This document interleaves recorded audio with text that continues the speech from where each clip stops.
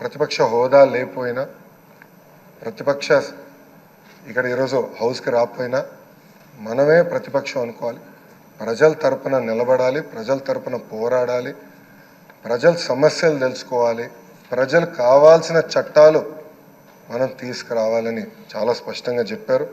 దానికి మీ సహకారం చాలా చాలా అవసరమని మిమ్మల్ని నేను కోరుతున్నాను. అయ్యనాథ్ పాత్రుడు గారిపైన ఎన్ని కేసులు పెట్టినా, ఎన్ని రకాలుగా హింసించినా ఆయన ఒకే మాట చెప్పేవారు, నేను తగ్గేదే లేదనేవారు. అహర్నిశలు పోరాడేవారు. గన్నవరం సభలో కూడా మీరు ఆనాడు వచ్చి మాట్లాడితే కూడా మరుసటి రోజు మీ పైన కేసు పెట్టి నాన్ బెయిలబుల్ వారెంట్ కూడా ఇష్యూ చేస్తాం చూసాం. కానీ ఆయన పాత్రుడు ఎప్పుడు తగ్గలేదు, ఎప్పుడు పోరాడితే ఉన్నారు. ఆ స్ఫూర్తిని మేము అందరం కూడా హౌస్కి తీసుకెళ్తాం. మీ దగ్గర నుంచి మేము చాలా నేర్చుకోవాల్సిన అవసరం ఉంది. సో మా లాంటి యువకుల్ని ఈ హౌస్లో మీరు గైడ్ చేయాలని